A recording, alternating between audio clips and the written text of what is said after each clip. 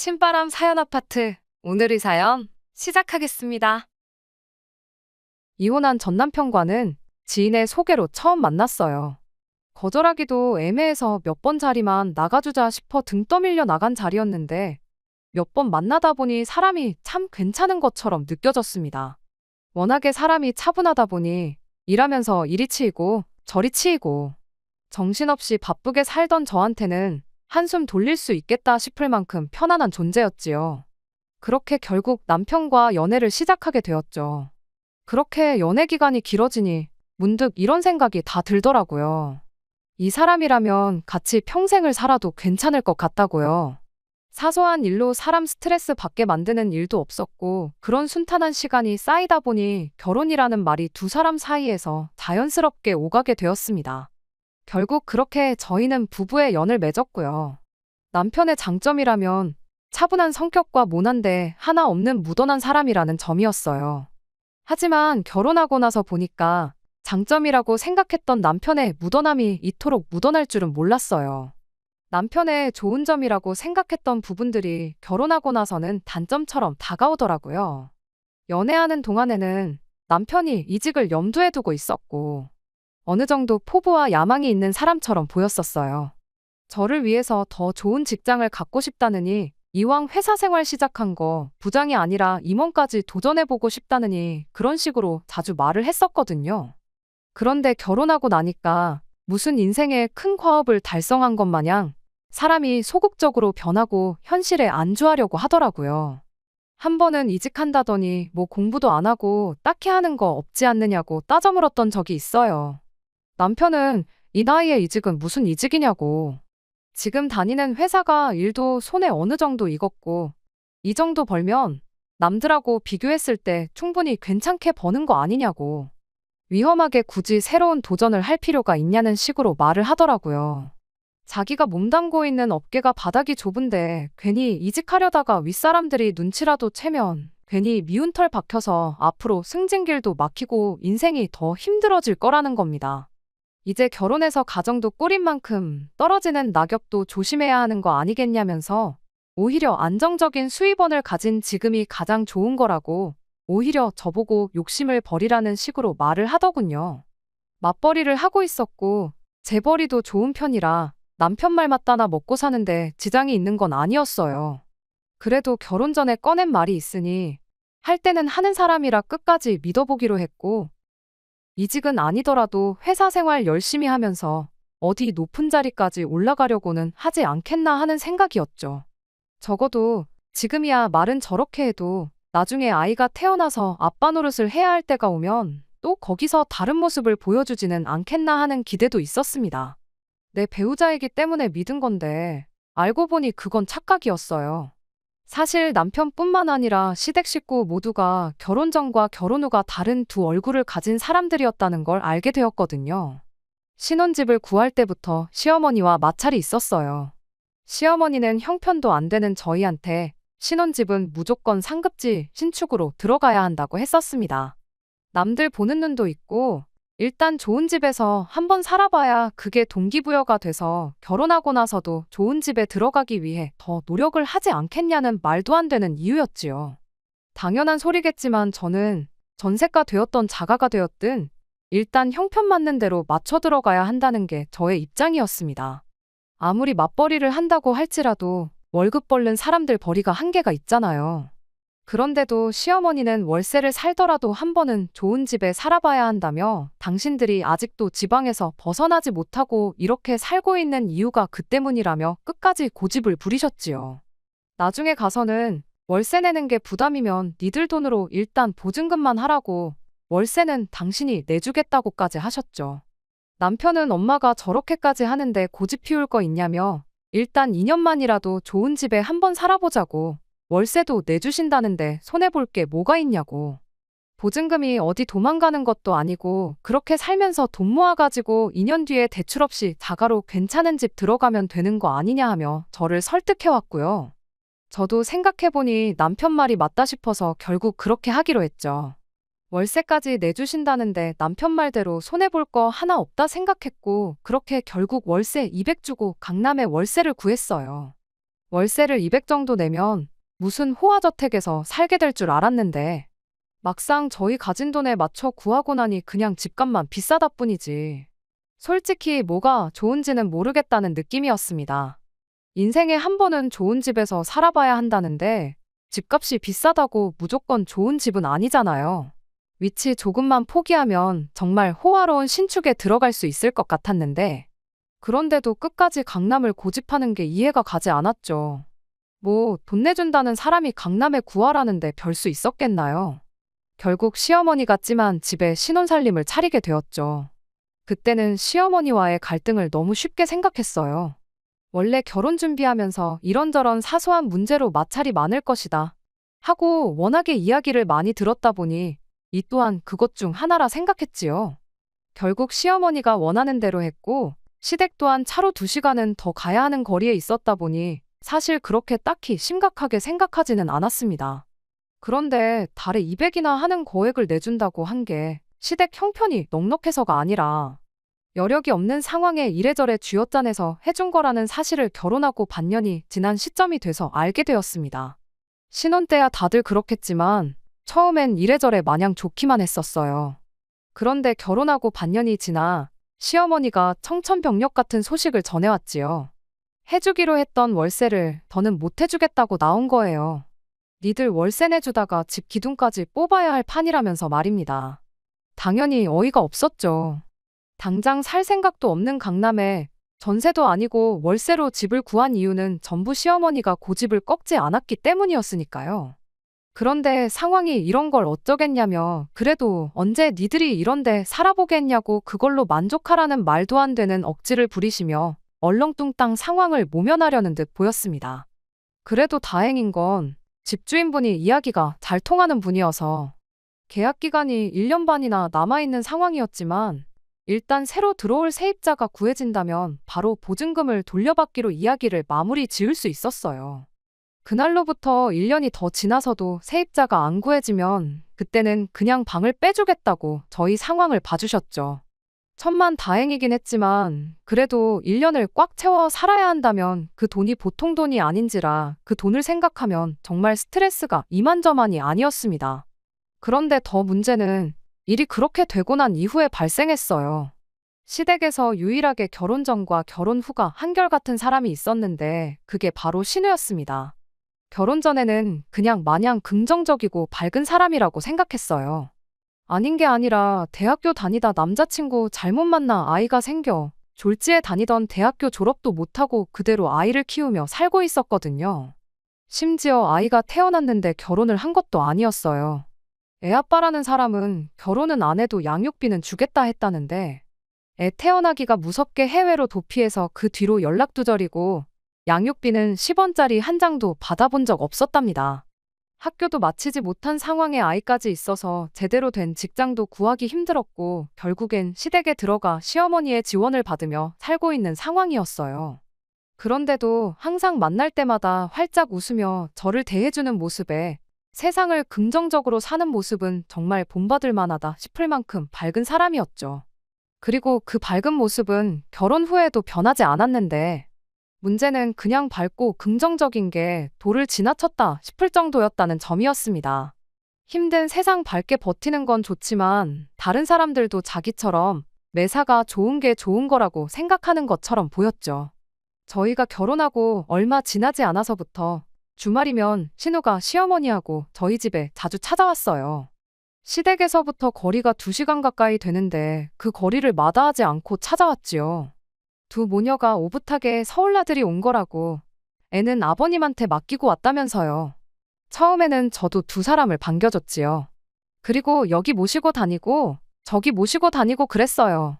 그런데 그렇게 또 다음 주에도 찾아오고 그 다음 주에도 어김없이 찾아오고 그런 식으로 주말이면 주말마다 저희 집에 찾아오니 그 상황을 마냥 반겨만 줄 수는 없었죠.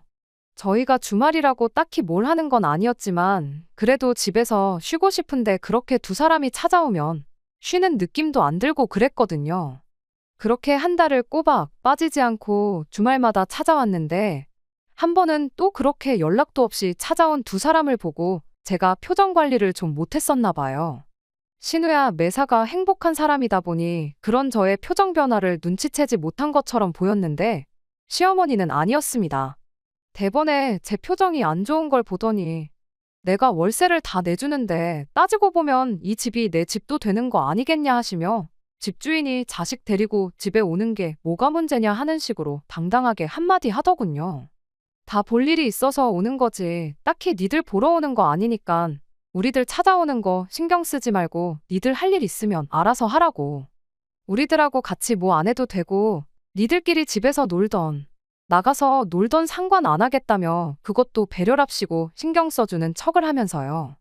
그 말을 들으니 이러려고 월세를 내주기로 한 건가 싶기도 하고 한편으로는 시어머니 말 맞다나 돈 내주는 사람이 그러겠다는데 뭐 어쩌겠냐 싶어서 참기로 했었죠. 사실 딱히 어려울 일은 없었거든요. 보통 그렇게 찾아오면 토요일 점심때쯤 왔다 보니 집에서 쉬고 싶을 때 못 쉬는 게 불편하긴 했지만 항상 일요일 점심때쯤 해서 다시 집으로 내려갔고 쉬는 거야 그때부터 쉬어도 충분했거든요. 오히려 집에만 있는 것보다 시어머니 핑계로 밖에 나가서 남편하고 재밌게 시간 보내고 오는 것도 나쁘지 않다 싶을 정도였어요. 둘이 와서 집을 크게 어질러 놓고 그러는 것도 없었고 아들내외 물건이라고 저희들 물건을 맘대로 쓰거나 했던 적도 따로 없었습니다. 그렇게 남편과 나갔다 들어오면 항상 두 사람은 저희보다 먼저 집에 돌아와 있었어요. 그걸 보니 집에서 딱히 뭘 하는 것 같지도 않고 밖에도 싸돌아다니지 않는 것 같은데 굳이 둘이서 TV를 보겠다고 버스표까지 끊어가며 2시간 거리를 주말마다 오는 게 도무지 이해가 가지는 않았습니다. 강남 공기라고 뭐 다른 데랑 비교했을 때 더 좋은 것도 아닌데 그냥 상급지 신축 아파트 안에서 쉬기만 해도 좋은 건가? 그런 생각만 하고 말았어요. 그렇게 언젠가부터는 신우랑 시모가 둘이서 찾아오고 저러는 게 그냥 기본값이 되고 익숙해져서 불편한 느낌은 들지도 않았어요. 하지만 시어머니가 더 이상 저희 월세를 못 내주겠다고 선언한 이유는 상황이 조금 달랐죠. 향후 1년간 써보지도 못하고 나가게 될 2천이 넘는 월세를 생각하면 솔직히 시어머니고 신우고 이젠 더 이상 그 누구도 저희 집에 찾아오지 않았으면 했습니다. 가족끼리 너무한다 싶으실 분들도 계시겠지만 그 상황이 오면 누구라도 똑같이 저 같은 생각이 들었을 거예요. 아무튼 이렇게 한 주도 빠짐없이 찾아오면 그건 방문하는 게 아니라 이사 온 거나 마찬가지 아니냐고 저도 제 나름대로 눈치를 주고는 했습니다. 그럴 때면 시어머니는 내가 그래도 이 집에 내준 월세가 반년치라고. 일수로 따지면 180일이니 적어도 앞으로 이 집에 180일은 당신이 오고 싶을 때 와도 아무 문제가 없는 거라는 억지를 부렸습니다. 그래도 막상 약속을 못 지킨 게 마음에 걸리기는 했는지 말은 그렇게 하고도 언젠가부터 시어머니는 저희 집에 찾아오지 않으셨어요. 하지만 신우는 달랐죠. 웃는 얼굴에 침 못 뱉는다고 세상 밝은 표정으로 엄마는 바빠서 못 오셔도 자기는 서울에 볼 일이 많아서 매주 와야 한다고 말하더라고요. 시어머니한테 눈치 줬던 것처럼 이 정도면 아예 이사를 오지 그러냐 말했다가 진짜 짐 싸들고 찾아오기라도 할까봐 그 말도 입 밖으로 나오지가 않았습니다. 아무튼 그렇게 이후로 몇 번 더 신우가 찾아왔었습니다. 신우가 찾아올 시간대쯤 보통 저희는 집 밖에 나가서 데이트를 했다 보니 실질적으로 마주칠 일이 없었어서 몰랐었는데 이젠 시어머니를 데리고 오지 않으니 자기 아이를 데리고 오기 시작한 거예요. 하루는 그렇게 남편하고 외출했다 돌아오니 시조카 혼자서 덩그러니 거실에 앉아 TV를 보고 있었어요. 저희가 점심 전에 나가서 저녁 9시가 돼서야 돌아온 건데 신우가 언제 나갔는지는 모르지만 아무리 저희가 집에 도착하기 1분 전에 나갔다 할지라도 늦은 시간에 애를 재우지도 않고 혼자 두는 건 정상이 아니지 않나 하는 생각이 들었어요.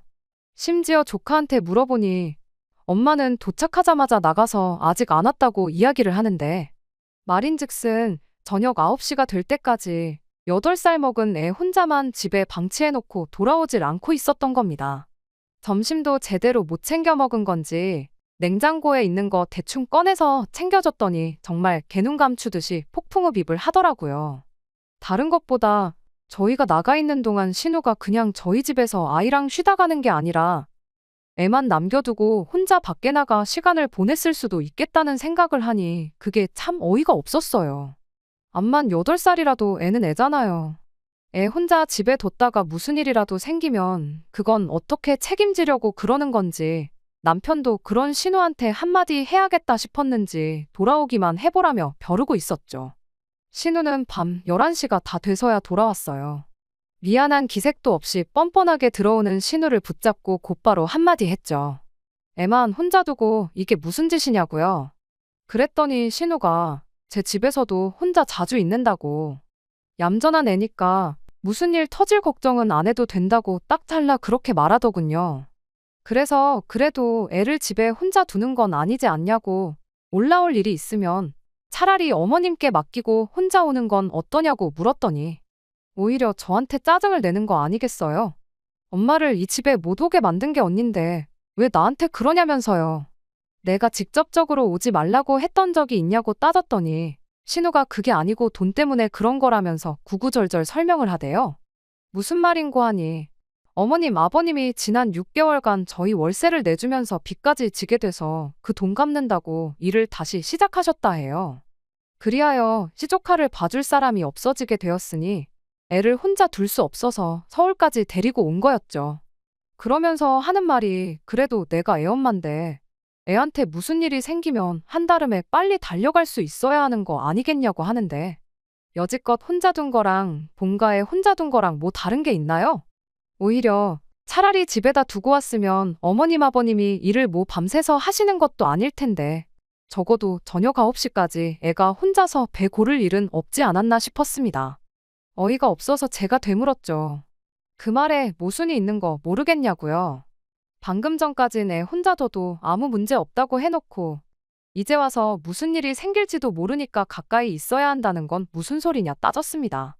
그랬더니 신우는 자기도 자기가 말도 안 되는 논리를 펼쳤다는 걸 깨달았는지 알겠다고 하면서 대충 제 말을 자르고는 다음부터는 조심하겠다 한마디 하고 그러고 그냥 방으로 들어가 버렸습니다. 이때부터는 더 이상 신우도 우리 집에 못 오게 해야겠다는 생각밖에 들지 않았어요. 신우가 들어오면 한마디 해야겠다던 남편은 신우한테 말 한마디 하지도 않고 동생이 조심하겠다는데 못 오게 할 필요까진 없지 않냐며 오히려 저를 뜯어말리기 시작했죠. 그런데 문제는 바로 그 다음 주에 일어났어요. 신우는 어김없이 토요일이 돼서 또 저희 집으로 찾아왔습니다. 시조카도 함께 말이죠. 그런 일이 있고 또 찾아올 줄은 예상을 못했어서 많이 당황스러웠어요. 신우는 오늘은 아이랑 같이 움직일 예정이니 걱정 말라고 한마디 하고는 저희를 안심시켰죠. 그러고선 둘이 거실에 자리 잡고 앉아 TV를 보기 시작하는데 왠지 같이 있기도 꺼림직하고 그래서 신우는 집에 있으라 그러고 저희가 밖으로 나왔어요. 정말 이 상황이 지긋지긋해지기 시작해서 하루라도 빨리 세입자가 나타나 이 집에서 나가고 싶은 생각밖에 없었죠. 남편도 제가 기분이 많이 언짢다는 걸 눈치챈 건지 그날 하루 종일 제 눈치를 보면서 제 기분 상하지 않게 저에게 맞추려고 열심히였어요. 남편의 노력 덕분에 기분이 좀 나아져서 신우랑 같이 저녁이나 먹어야겠다는 생각에 저녁 시간 전에 집에 돌아왔는데 세상에 신우는 또 온데간데였고 시조카 혼자 집에 덩그러니 앉아서 TV를 보고 있더군요. 저희가 나간 틈에 일찍은 안 들어오겠지 싶어 나간 게 분명하구나 싶었습니다.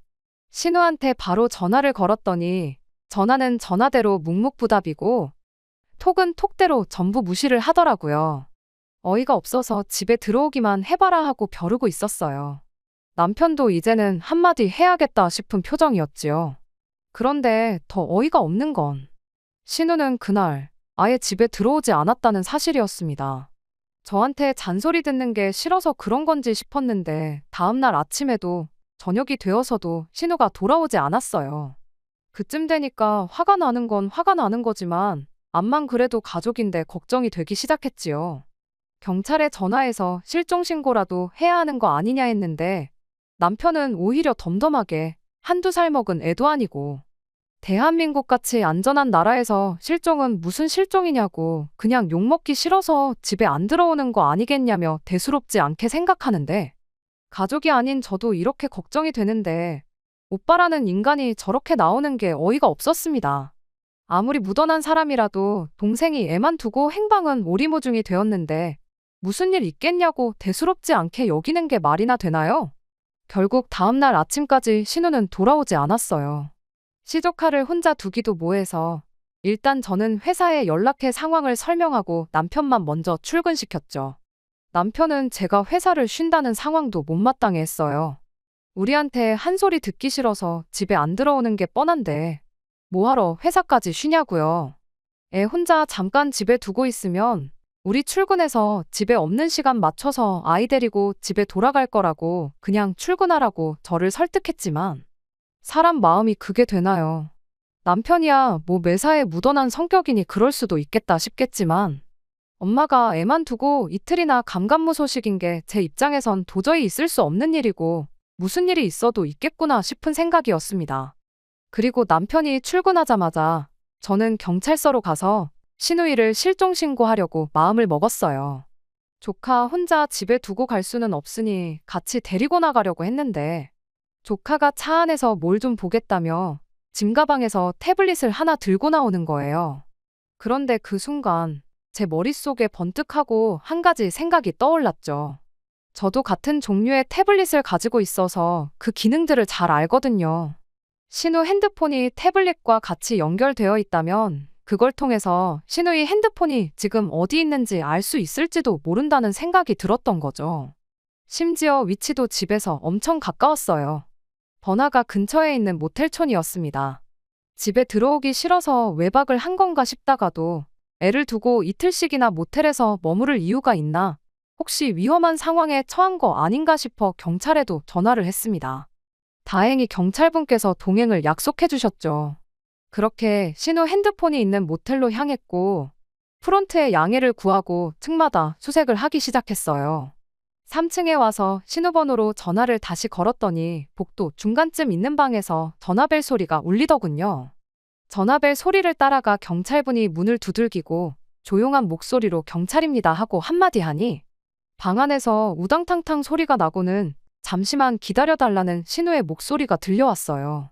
그래도 목소리를 들으니 참 다행이다 싶어서 안도의 한숨이 다 나왔네요. 아무튼 그렇게 한 3분 정도 지나서였나 신우가 방문을 빼꼼하고 열더니 무슨 일이시냐고 고개를 내밀었어요. 아무리 저런 엄마라도 이틀이나 못 봐서 조카도 걱정이 된 건지 문틈으로 엄마 얼굴이 보이자마자 크게 엄마하고 소리를 지르며 문을 열고 들어가려고 하더라고요. 방으로 들어가는 조카를 미처 막지 못한 신우의 표정을 봤는데 찰나의 순간이었지만 얼굴이 아주 사색이 돼서 새파랗게 질려 있었습니다. 그리고 그게 무슨 상황인지 이내 금방 알게 되었어요. 신우가 그냥 잔소리가 듣기 싫어서 그렇게 연락도 없이 잠수를 탄 게 아니었던 겁니다. 방 안에는 웬 남자가 한 명 누워 있었거든요. 그 남자도 시조카가 신우를 두고 엄마라고 부르는 말에 넋이 나간 표정으로 신우를 쳐다보고 있었어요. 경찰분은 실종, 납치 정황이 있다는 연락을 받고 출동한 건데 별일이 없는 것 같으니 돌아가 보겠다고 쓱 다리를 피하셨지요. 신우가 그 남자를 두고 자기야 하고 내가 다 설명할게 하는데 그 말만 들어도 두 사람이 보통 사이는 아닌 게 딱 짐작이 되었습니다. 남자는 어리 빠진 표정으로 신우한테 설명해보란 말도 안 하고 너 애가 있었어? 하고 단도직입적으로 묻더군요. 그러더니 잔뜩 화가 난 표정으로 옷이랑 자기 짐 챙겨들고 그대로 방 밖을 나가버렸어요. 신우가 그 남자를 쫓아가서 바짓가랑이까지 붙잡고 속일 생각은 없었다. 미안하다 하면서 울고불고 난리를 치기 시작했죠. 남자는 애가 있는 게 뭐 숨길 일이냐고 언제까지 숨길 생각이었냐며.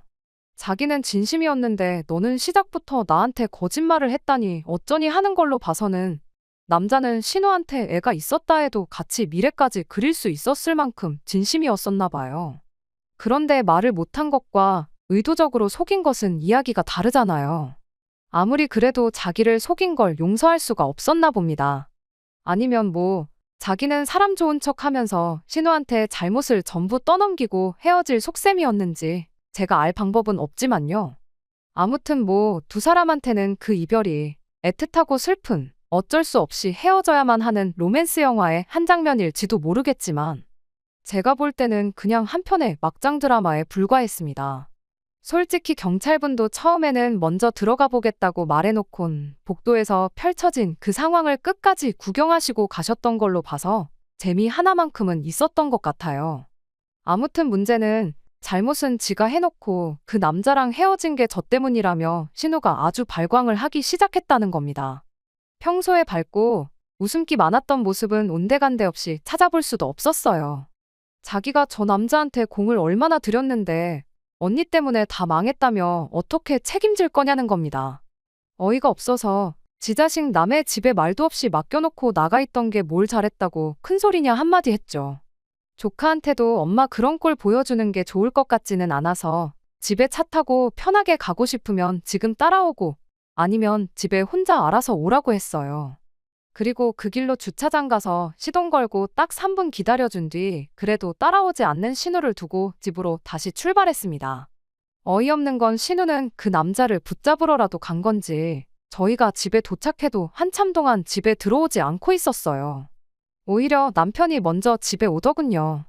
그런데 어이가 없는 건 신우한테 무슨 말을 들은 건지 시어머니한테 무슨 말을 들은 건지 남편이 번짓수를 못 찾고 저한테 화를 내기 시작했다는 거예요. 자기가 괜찮다고 하지 않았냐고 왜 그런데 굳이 멀쩡히 있는 신우를 찾아가지고 이 사단을 만들었냐면서요. 그런데 그 말을 들으니 암만 얌전한 애라도 지 새끼를 남의 집에 남겨놓고 이틀 동안 연락도 안 되는 신우를 두고 걱정을 하는 게 아니라 아무 문제 없을 거라 확신하던 남편 모습이 다시 뇌리를 스쳐 지나갔어요. 그리고 그때 깨달았죠. 아, 이 자식이 묻어내서 그런 게 아니라 상황이 어찌 돌아가고 있는지 이미 알고 있었구나 하는 사실을요. 그래서 남편 말에 대답 안 하고 딱 한마디 물어봤어요. 당신 지금 상황이 이런 거 다 알고 있었지? 하고요. 그랬더니 남편이 그대로 얼어붙어서 아무 말도 못하는 거예요. 그것만 봐도 딱 감이 오더라고요. 그동안 신우랑 시어머니랑 우리 집에 올라왔던 게 그냥 강남 신축집에서 TV나 좀 보겠다고 2시간 거리를 주말마다 오며 가며 했던 게 아니고 다른 이유가 있었다는 걸요. 그런데 그 다른 이유가 그냥 신우 남자 하나 해주려고 그랬던 게 아니고 또 다른 이유가 있었던 걸 알게 되었습니다. 그리고 중간에서 정신 못 차리고 가족만 싸고 도는 남편과 이혼을 결심하게 되었죠. 그렇게 한참 남편하고 투닥거리를 하고 있었는데 잠시 지나서 신우랑 시어머니가 같이 집에 들어오더라고요. 마치 지들 집인 것 마냥 자연스럽게 들어오는데 아주 어이가 없어서 어떻게 반응도 못 하겠더군요. 그런데 그렇게 신우 뒤를 따라서 아침에 봤던 그 남자가 같이 집에 들어오는 겁니다. 얼마나 호구인지 그 와중에 신우랑 어찌저찌 잘해보기로 최종 결정을 내린 듯 싶었어요. 시조카를 보더니 이제 내가 네 아빠가 되어주겠다느니 어쩌겠다느니 아주 신팔을 찍고 난리도 아니었습니다. 제 앞에서 왜 그랬냐며 개거품을 물던 남편도 어떻게 상황이 좋게 좋게 정리된 걸 눈치챘는지 정말 잘 되었다며 자기들끼리 부둥켜 안고 형님이니 매제니 장모님이니 하면서 자기들끼리 아주 신이 나 있더라고요. 하지만 암만 좋은 게 좋은 거라 할지라도 저는 말도 없이 잠적한 신우의 일도 그렇고 그 과정에서 신우 앞길을 막았다느니 어쩌니 했던 남편의 대응도 그렇고 또 이렇게 말도 없이 우르르 우리 집에 당연한 것 마냥 문 따고 들어오는 저 시자들도 그렇고 좋을 게 하나도 없었죠. 그래서 기쁜 와중에 찬물 끼얹는 것 같아 미안한데 나는 주말 내내 스트레스 때문에 두통도 있고 이래저래 쉬고 싶으니 기뻐하려걸랑 우리 집에서 이만 나가주고 밖에 나가서 마저 행복해하라고 그렇게 한마디 했습니다. 그런데 그 말을 끝내기가 무섭게 그 신우한테 물린 호구 남자가 우리 집이라니요? 하고 저한테 묻더라고요. 그와 동시에 신우랑 시어머니 표정이 굳어가는 게 느껴졌고요. 그래서 제가 대답했죠. 엄밀히 따지면 집주인은 따로 있긴 하지만 또 뭐 어머님이 월세 6개월치 내줬다고 해도 지금은 우리가 내고 있고 보증금 또한 우리 돈으로 들어가 있는 거니 우리 집 아니겠냐고 그렇게 대답했어요. 그랬더니 시어머니가 뛰쳐달려와서는 제 입을 손으로 틀어막고는 그 남자한테 일단 집을 비워둘 수 없으니까 얘들 보고 들어와서 살라고 한 거라고 설명을 하면서 쩔쩔 매는 거예요. 신우며 시어머니가 그렇게 허둥대는 꼴을 보니 그때 딱 이게 어떻게 돌아가고 있는 판인지 대번에 눈치를 챌 수 있었습니다. 신우가 그 남자를 만나면서 조카의 존재를 속인 건 이미 알고 있는 상황이니 그건 둘째 치더라도 보아하니 이 집을 마치 당신 집인 것 마냥 이야기를 했던 거구나 싶었어요. 강남 상급지의 평수는 작을지라도 신축 아파트를 가지고 있으면 경제적으로 바탕이 된다는 걸 어느 정도 어필할 수 있었던 거잖아요.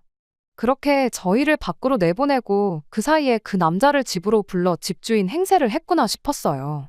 그 남자가 씨다른 아이의 아빠가 되어주기로 결심까지 한 건 제 생각이긴 하지만 아마 강남 상급지의 자가로 아파트를 가지고 있다는 그 경제력이 가장 큰 영향을 끼치지 않았을까 싶었고요. 그런데 이건 뭐 갑자기 있는 줄도 모르는 애가 생긴 것도 어찌저찌 예비처가 경제력을 보고 그냥 넘어갔는데 보증금이니 월세니 내 집이 아니니 그런 이야기가 나오니 그 남자 입장에서는 확실히 짚고 넘어가야겠구나 싶었던 게 아닐까 해요.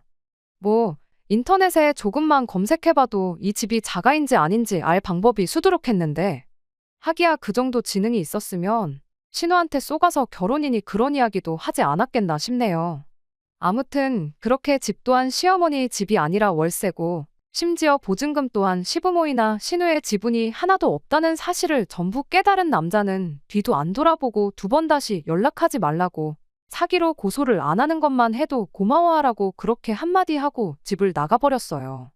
방금까지는 엄마니 아빠니 가족이니 서로 부둥켜 안아서는 심파를 찍고 있더니 특히 신우랑 시어머니는 많이 아쉬웠는지 그 남자가 나간 현관문만 바라보고 망연자실한 표정으로 앉아있대요. 당연한 수순이겠지만 그 이후 화살은 저한테 돌아왔습니다.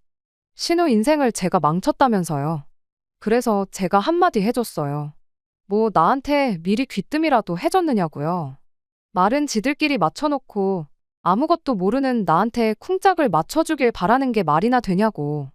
그리고 그 남자 말 못 들어봤냐고도 따졌죠. 사기로 고소 안 하는 것만으로도 고마워하라는 그 말이요.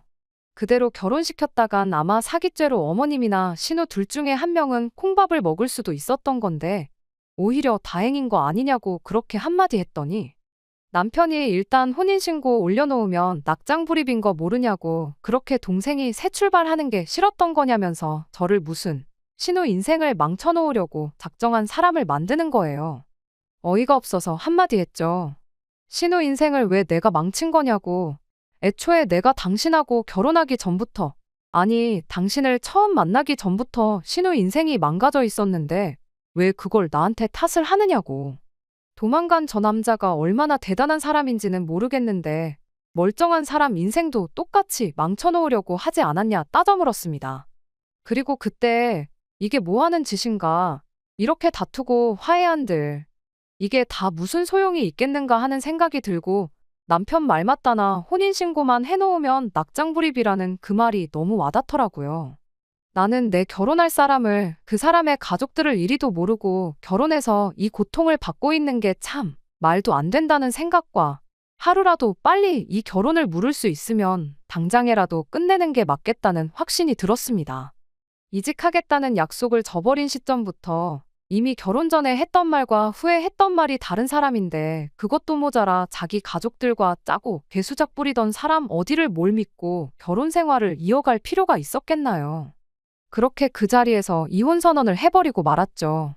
이런 사상부터 썩어 문드러진 사람들하고 한 식구 하고 싶은 생각도 없고 하나뿐이 없는 딸, 소중한 여동생 인생 망친 며느리이자 배우자로 이 집에서 살고 싶은 생각도 없으니 이혼하자고요. 그랬더니 시어머니가 이혼할 거면 하라고 근데 그럼 자기가 여지껏 내준 이 집 월세는 돌려놓고 가라고 하는 거 아니겠어요? 그래서 말은 똑바로 하라고 내가 언제 이런 집 구해달라고나 했냐.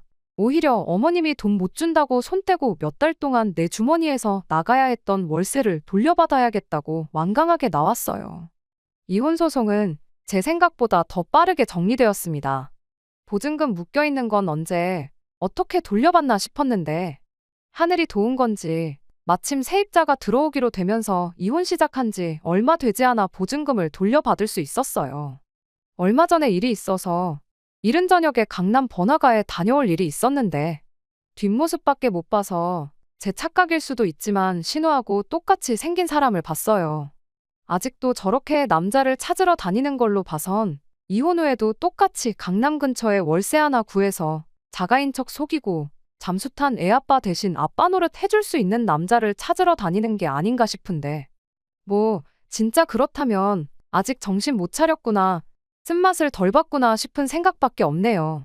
시조카 생각하면 잘 지내고 있는지 궁금할 때는 있어요. 그래도 며칠 돌봐줬다고 정이 붙은 건지 애는 잘못이 하나도 없잖아요. 적어도 아이가 나중에 커서 우리 엄마는 참 대단한 사람이야 하고 생각할 수 있게 신우가 하루빨리 정신 차리고 대신 아빠 노릇 해줄 사람이 아니라 아빠 역할까지 해내는 엄마가 돼주었으면 하는 바람도 있어요. 제가 신경 쓸 문제는 아니긴 하지만 말이에요. 제 인생에 두 번 다시 그 집 식구들하고 엮이는 일은 없을 거니까 말입니다. 끝까지 들어주셔서 감사합니다. 오늘의 사연은 여기까지입니다. 구독과 좋아요, 알람 설정 부탁드리고 더 좋은 사연으로 다시 찾아뵙겠습니다. 감사합니다.